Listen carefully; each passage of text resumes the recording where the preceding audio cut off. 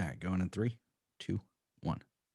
Welcome back to the No New Friends podcast. As always, please find us on social media, like, follow, share on Facebook, No New Friends Podcast, Instagram, no.new.friends.podcast, and our brand new YouTube channel with Mary throwing a temper tantrum to her reaction to the red wedding. Also, very important, please, there's still time to nominate us for Orlando Weekly's Best of Orlando competition. We're under the category Best Local Color, Best Local Podcast.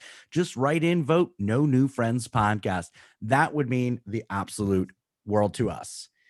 I had an interesting day, not really an interesting day, but something I'd been putting off for about, I don't know, I've lived in this house for about a year and a half now, and that's clearing out my storage unit. So when I moved in with Rachel, I put pretty much everything that I owned into a storage unit because we were living in a very small 3-bedroom, 2-bath townhome that just didn't have the room for all my crap. And I'm talking about like 35 years of crap accumulated.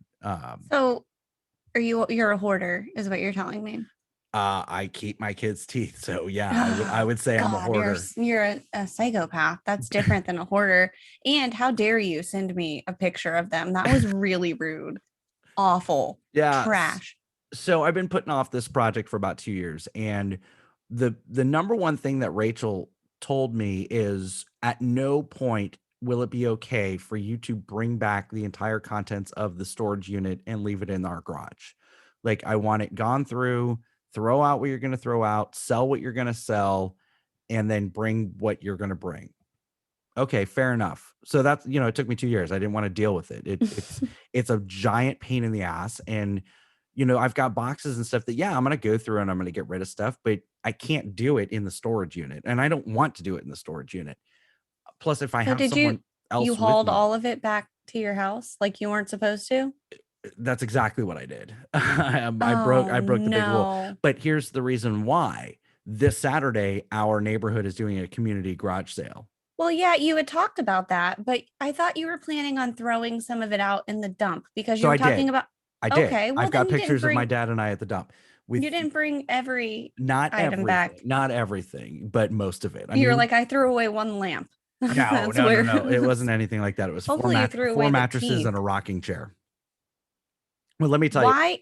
What? 4 mattresses and a rocking chair. I have a lot of questions. What? Why do you have 4 mattresses just chilling? Why'd you keep them? I don't know why I kept them. I think that when I moved out of my house and in with Rachel, it was a very exciting time, obviously, because we're moving in together. Mm-hmm. It was very difficult because I didn't necessarily take great care of my stuff. I had an outside shed, and a lot of my stuff was left in that shed, and a lot of it got destroyed. Oh no! I'm talking. I mean, it's kind of sad. I feel bad now. It's very sad. It was a very difficult process. And I had this bedroom set that I've had that was like my parents when they first moved to Florida. It was a tall dresser, a long dresser, 2 nightstands, yellow with a white top, like very like 1970s. Sounds really nice. It isn't really.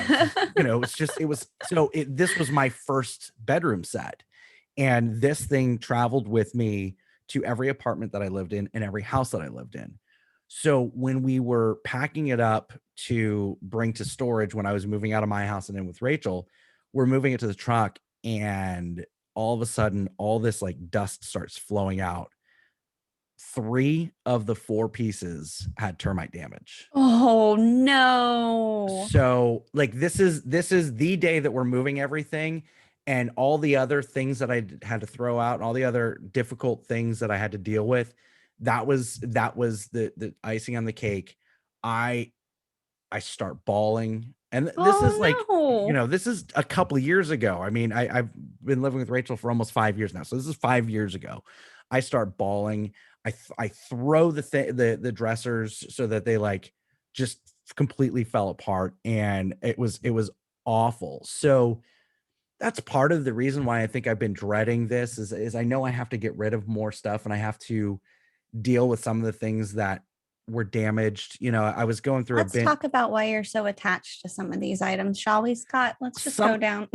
Some of the things are stupid. Some of them like there's a reason. Like I was going through this bin of old shirts. It says Scott's uniforms, and some of them were like t-shirts from the Orlando Magic's first season, like the inaugural season, and different draft day shirts that like I'd like to keep. I'm never going to wear them again, but they're just destroyed.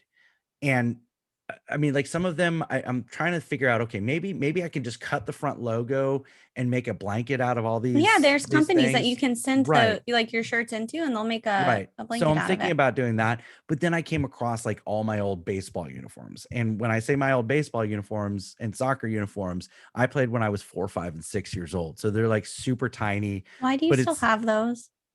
it was You ingrained.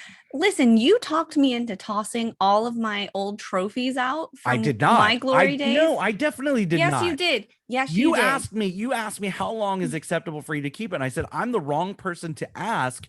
I still keep my kids' baby teeth. We can roll back the tape. No, It's no, on one of the because this is a episodes. side conversation, and you know what? We're not going to fight like this. We're not going to fight like this on this episode. It makes for good entertainment. Um, so I threw away like all almost all of my trophies. That's something I've got a Oh, whole bin of trophies and I have nowhere to put them. are So you going to try to sell those at your community garage no, sale? because it's got my name on it. And that's the thing with like my That was soccer the jerseys. joke, No, I know. Scott. The thing with my soccer jerseys, like I can't keep them. And no one's gonna buy them. They have my name on it, or it says Does it like say Scott or does it say it Maffei? says Scott, but Oh, it also says like Winter Springs Baseball League. maybe you'll find another Scott that you could sell it to. You should put it Who's on gonna play in Facebook. Winter You Springs should put it Baseball on League? Facebook with and just send No, it no, to all Scots that you can no. Some of find. these, I mean, they're so old, they're worn, they're not very good material. So I'm just going through the tough times with this, but the trophies, I think what I'm going to do is I'm going to take a picture with each one of them and then toss them, unless it's like, because every year I got a participation trophy, a really nice participation trophy. I don't need to keep those. I didn't earn Yeah. those, but my MVP trophy from basketball, like I feel like I need to keep that one. So it's rough, and I know I have to do it. Half my garage right now is garage sale stuff. Half of my garage is stuff that I still need to go through and figure out, is it trash, is it keep, or is it sell? So you're basically going to behave just like an episode of Hoarders because they do that. They have Yeah. like 3 piles that they Yeah, go through. yeah, pretty much. Um, okay. Well, how big is the side that you're going to keep? Like, what are you thinking? Well, again, I have to go through all these boxes. It's half my So garage. you've just scratched the surface. Yeah, I only got to one bin because I mean it was a long day. We went to the dump. I had a headache, so I needed to lay down for a little bit, and then I got into it. And then I found a bin with all these old ties. And pretty much my thing is here is if it's in decent condition, I'm going to sell it. If it's not, because some of them did get ruined, I'm Mhm. tossing it. Because at this point, if I want a nice tie, I'll just go buy a nice tie. Like I'm not going to wear any of these Right. ties again. Like I can look at that and say I'm not wearing that again. Mhm. So certain things are easy, certain things are a little bit harder.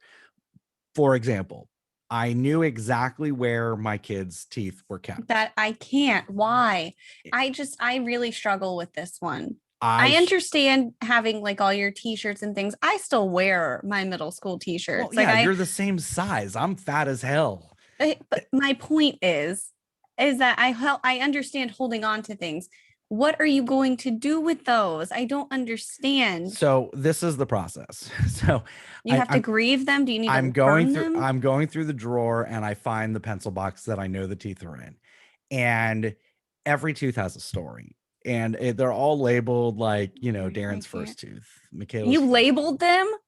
Oh Yeah, my there's a little God. piece of paper wrapped in with them. And then like there's one that's in an Aquatica bag because we were we were on the lazy river at Aquatica and Michaela lost her tooth and I caught it up against the raft right before it fell in the water and was able to save it, and I put it in an Aquatica bag.